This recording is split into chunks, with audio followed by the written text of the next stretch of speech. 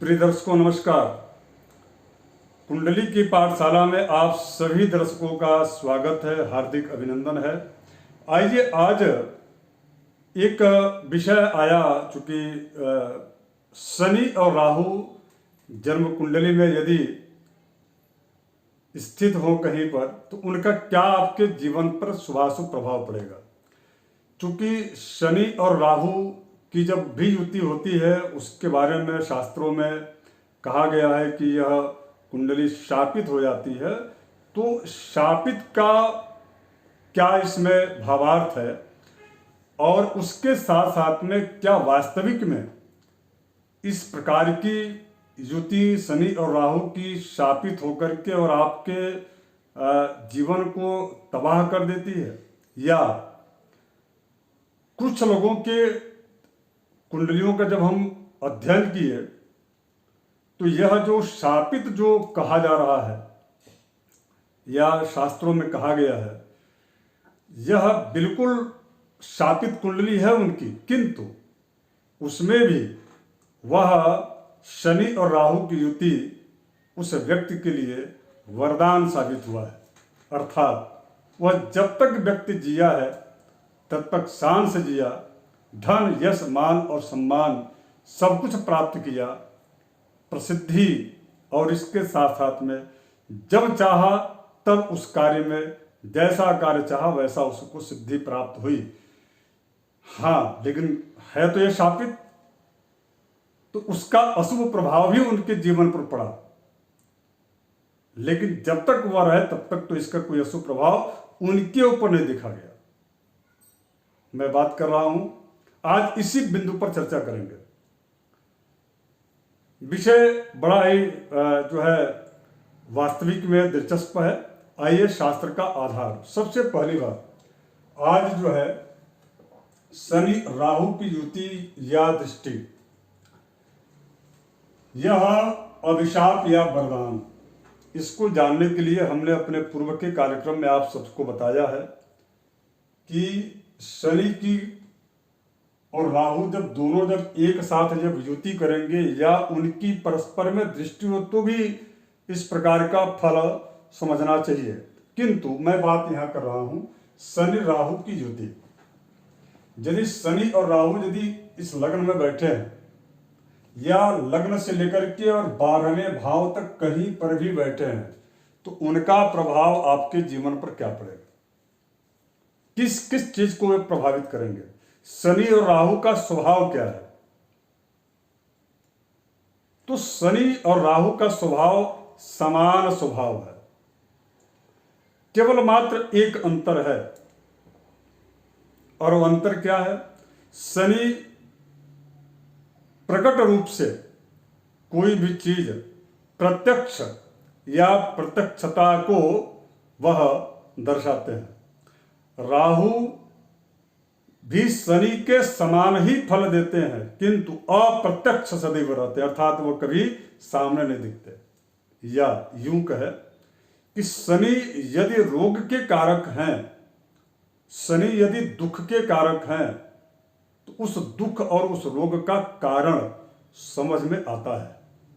किंतु ध्यान देने की बात यह है कि राहु भी रोग और शत्रु के, और इसके साथ साथ में राहु भी दुख के कारक हैं, लेकिन उनके दुख का कारण और उनके रोग का कारण या शत्रु उत्पन्न जो हुए हैं वह प्रत्यक्ष रूप से दिखते नहीं है। अर्थात यदि कोई रोग हुआ है तो पकड़ में नहीं आएगा, यदि कोई शत्रु आपको बाधा पहुंचा रहा है, कष्ट पहुंचा रहा है, कोई षड्यंत्र आपके पीठ पीछे कर रहा है तो प्रत्यक्ष रूप से समझ में नहीं आएगा कि कौन शत्रु है। ये राहु का स्वभाव है। शनि का वहीं पर प्रत्यक्ष रूप से है, यानी कि जो भी चीजें हैं, बाधाएं हैं, रोग है, शत्रु है, ऋण है, तो वह सारी चीजें प्रत्यक्ष रूप से है, किंतु राहु का नहीं है। और जब राहु और शनि दोनों जब एक साथ हो जाते हैं तो निश्चित रूप से राहु की दृष्टि यदि खराब है तो शनि और राहु दोनों मिल करके शनिवत राहु कहा गया, अर्थात जो है राहु के समान शनि, अर्थात जब राहु शनि एक साथ हो जाए तो शनि की वहां पर अशुभता कुंडली में बढ़ जाती है, या उसकी अशुभता की जो क्षमता है वह एकदम उत्कीर्ण हो जाती है, अर्थात अत्यधिक बढ़ जाती है। तो शनि की दृष्टि खराब होती है। तो शनि जिस भी जहाँ पर बैठे हैं उस स्थान से जिस स्थान को देखेंगे उस स्थान को प्रभावित करेंगे। और राहु यदि उस स्थान को जहाँ पर बैठे हैं वहाँ से यदि अपने दृष्टि से, पूर्ण दृष्टि से देखेंगे तो वह उस क्षेत्र को प्रभावित करेंगे, उस भाव के फल को जो है, फल का जो अरिष्ट या खराब जो फल है उस फल को में वृद्धि करेंगे या अधिक देंगे। और या यदि उस जिस भाव को देख रहे हैं उस भाव के शुभ फल को यदि प्रतिबंधित कर दें, रोक दें, तो भी तो वह खराब है, दोनों ही दृष्टि से खराब है। किंतु कई जगह ऐसा देखा गया कि यदि पाप जो भाव है, जो दुस्थान कहा गया है 6, 8 और 12, यदि इन स्थानों को यह देखते हैं दोनों ग्रह युति बना करके, तो वह उस व्यक्ति के लिए वरदान साबित हो जाता है। और मैंने प्रत्यक्ष रूप से कई इस प्रकार की कुंडलियों में देखा है। किंतु यह दोष नहीं समाप्त हुआ। जो अभिशाप यानी कि शापित की बात जो बृहद पराशर होरा शास्त्र में पराशर मुनि जो कह रहे हैं वह बिल्कुल सही है, किंतु टाइमिंग की बात है। जब भी इस प्रकार की शापित जो है कुंडलियों में विशेष रूप से, केवल मात्र यहां पर मैं एक ही विषय लूंगा और वो विषय होगा रोग, दुख और संतान से संबंधित। तो इन विषयों पर यदि देखा जाए तो अब देखिए शापित क्या जो की बात है वह कहा गया है कि पूर्व जन्म कृतम पापम व्याध रूपेण बाधते। पूर्व जन्म का जो किया हुआ जो कर्म है वह पाप जो है वह पाप व्याधि रूप में अर्थात रोग के रूप में इस जन्म में बाधा पहुंचाती है। विकास में, उन्नति में, शारीरिक व्यक्तित्व के विकास में, संतान की उत्पत्ति में, इन सारी जो चीजें हैं उनको यह राहु और शनि की जो युति है वह प्रभावित करती है। बस एक सिंपल सी बात है।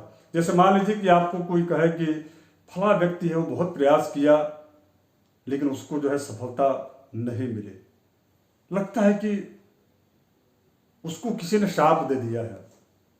तो शाप वही चीज है। शाप का मतलब बिल्कुल आप डरिएगा मत, भयभीत होने की आवश्यकता नहीं कि कोई ऐसा जैसे टीवी और सीरियलों में दिखाता है कि एक आता है कोई मंदिर का पुजारी या ऋषि या कोई ऐसा व्यक्ति आता है वह शाप दे करके चला जाता है और तत्काल पूरी जो उस बस्ती में आग लग जाती है और वहाँ के लोग जो है खत्म हो जाते हैं। ऐसी स्थिति बिल्कुल नहीं है। यह एक प्रतीकात्मक शब्द है, इसको आपको समझना पड़ेगा। शापित का मतलब कि हम बार बार यदि हम प्रयास जिस विषय या जिस क्षेत्र में करते हैं यदि उसमें सफलता नहीं मिलती और उसका संबंध रोग, शत्रु और पुत्र यानी कि संतानावरोध, रोग की स्थिति निरंतर दीर्घकालिक रूप का होना और बार बार प्रयास करने के बाद भी सफलता का न मिलना, यही शापित शब्द का की असली परिभाषा है।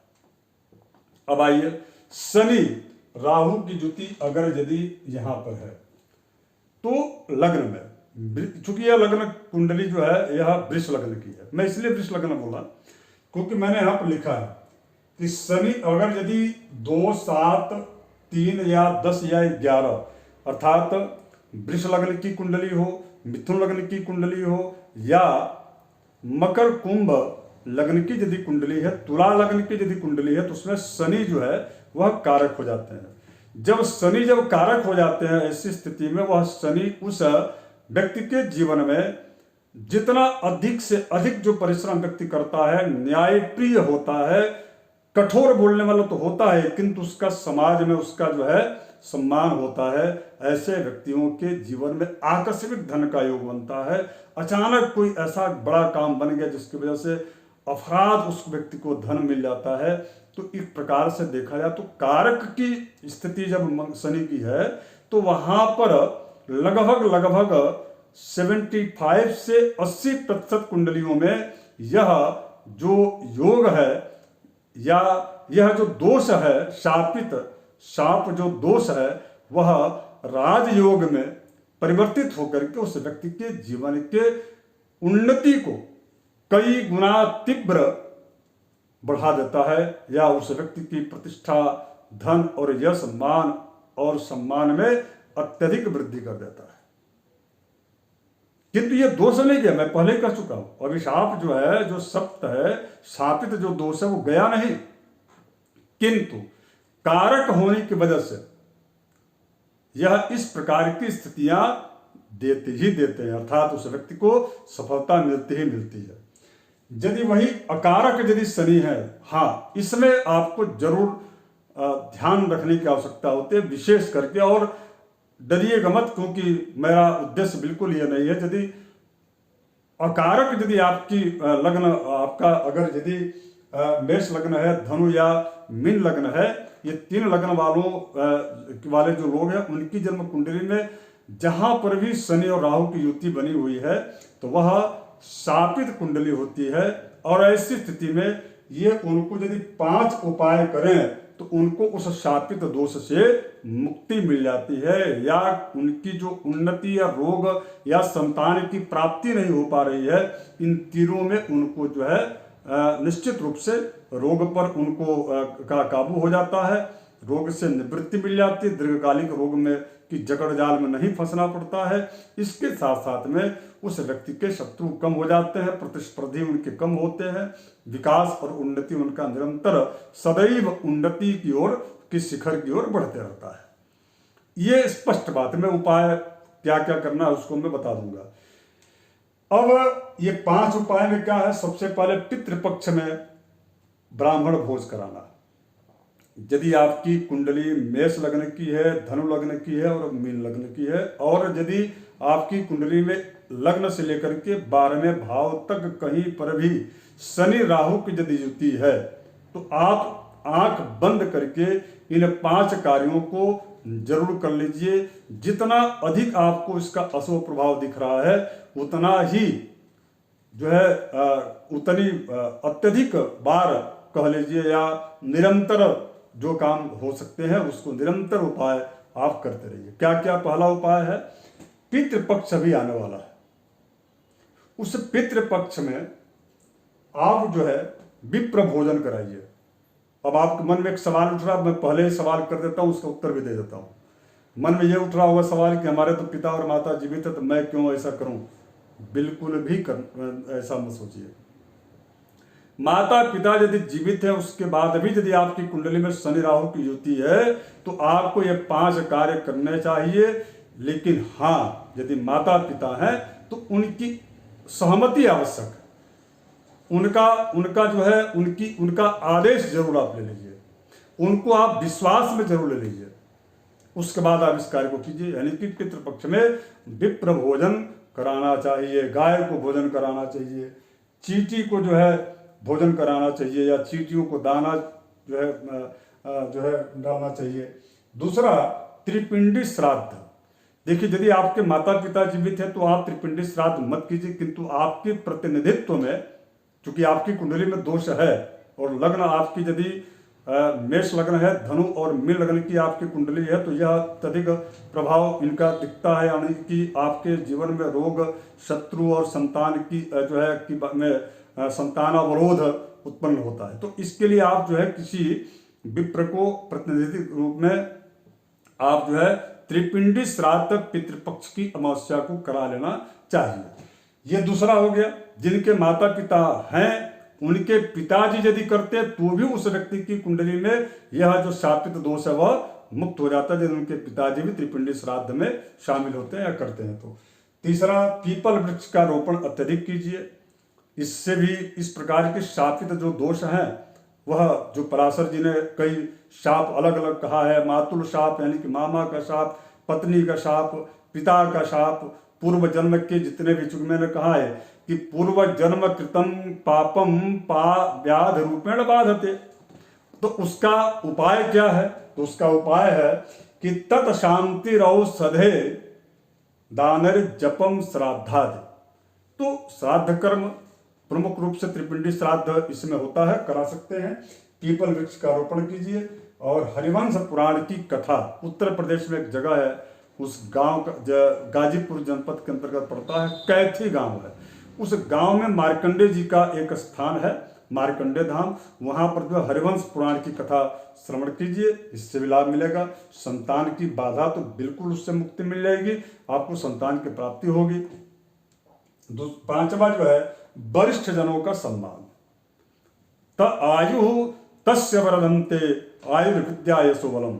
यदि बड़े बुजुर्गों का प्रातः काल उठ करके, भगवान राम यही करते थे कि प्रातः काल उठ के रघुनाथा, माता पिता गुरु ना वही माता। यानी कि माता पिता का, गुरु का प्रतिदिन उठ करके प्रातः प्रणाम करना, अभिवादन करने से उम्र की वृद्धि होती है, अर्थात रोग की निवृत्ति रोग से होती है। यश बढ़ता है, उस व्यक्ति की ताकत बढ़ती है, उन्नति के शिखर की ओर वह व्यक्ति होता है। अब ये चीजें हो गई। अब थोड़ा सा उदाहरण के लिए, चूंकि कार्यक्रम बहुत विस्तृत हो रहा है, कि शनि अपने स्थान से 3, 7 और 10, अर्थात जैसे यहाँ पर राहु बैठे हुए हैं तो राहु की दृष्टि तीसरे स्थान पर, 1, 2 और 3। यहाँ पर राहु बैठे हैं तो इनका जो है दृष्टि इनकी 7वें स्थान पर। यदि यहाँ पर बैठे हैं तो इनकी दृष्टि यहाँ पर। राहु 1, 2, 3, 4 और 5, चूंकि राहु की 5वीं दृष्टि होती है, 1, 2, 3, 4, 5। यानी कि राहु यदि यहाँ पर बैठे हैं तो उनकी दृष्टि पंचम पर, 1, 2, 3, 4, 5, 6, 7। राहु की 7वीं दृष्टि यहाँ पर, उसके बाद से 8 और ये 9। यदि यहाँ पर बैठे हैं तो यहाँ पर। यानी कि शनि राहु की युति यदि लग्न में है तो लग्न का मतलब कि लग्न से जहाँ पर बैठे वो तो प्रभावित उस वह स्थान होगा ही, लग्न। इसके अतिरिक्त भी आप देख रहे हैं कि तृतीय भाव यानी कि पराक्रम का भाव, इसके बाद पुत्र यानी कि संतान का भाव, पति और पत्नी, स्त्री की कुंडली है तो उसके पति का भाव, यदि पुरुष की कुंडली है तो उसके पत्नी का भाव, और ये भाग्य भाव और करियर, इन जो है 5 चीजों को यह शनि राहु की युति प्रभावित कर देती है। यदि यह इसी प्रकार से अलग अलग जगहों पर, यहां शनि राहु केतु है तो उनकी दृष्टि ऐसे पड़ेगी, लेकिन कुल मिलाकर के 5 जो है भावों को, 6 भावों को यह प्रभावित करते हैं। आशा करता हूं कि अगर यदि आप इस प्रकार का उपाय कर लें तो इस जो है शापित दोष से आप निश्चित रूप से मुक्त हो सकते हैं। चूंकि शास्त्र यह कहता है कि यह शापित है, डरने की आवश्यकता नहीं है। इसका आप जो है शास्त्रोक्त विधि से, शॉर्टकट में उपाय मत कीजिए, 1 मिनट में आप और गए और सारा कुछ, ऐसा होता नहीं है। जो शास्त्र है उसके आधार पर यदि किया जाए, कहा गया है कि कर्मलोपे पितॄणां च प्रतत्वं तस्य जायते और तस्य प्रेतस्य शापाच्च पुत्राभावः जायते। विशेष रूप से शापित कुंडलियों की बात पराशर जी ने इसलिए कहा है कि हमारे पितृजनों के जो कर्म हैं, उनके दिवंगत पितृजनों के जो कर्म हैं, अर्थात जो है पिंडदानादि कर्म, वह उस कर्म में लोपता आ जाती है, अर्थात हम उसको ठीक से नहीं कर पाते हैं या कर पाए रहते हैं। उसकी वजह से जो है उस व्यक्ति को यह शापित दोष लगता है। तो इसका सीधा सा उपाय, पितृपक्ष आ रहा है, आप इस 5 उपाय को कर लीजिए। आपको जो है शापित दोष से निश्चित रूप से मैं आपको कह रहा हूं कि 75% जो है आपको इस दोष से मुक्ति मिल जाएगी। उन्नति के शिखर को आप स्पर्श कर लेंगे। आप इस बात को ध्यान रखिए कि आप इसको जरूर कर लीजिएगा। धन्यवाद, नमस्कार। आप हमारे इस जो है कार्यक्रम को देखें, इसके लिए आपको आपका धन्यवाद। और अगले कार्यक्रम की प्रतीक्षा जरूर कीजिएगा और आपको जानकारी इसकी मिल जाए, इसके लिए जो है हमारा यह चैनल सब्सक्राइब कर लीजिएगा और बेल आइकन को ऑन कर लीजिएगा। धन्यवाद, नमस्कार, जय श्री राम।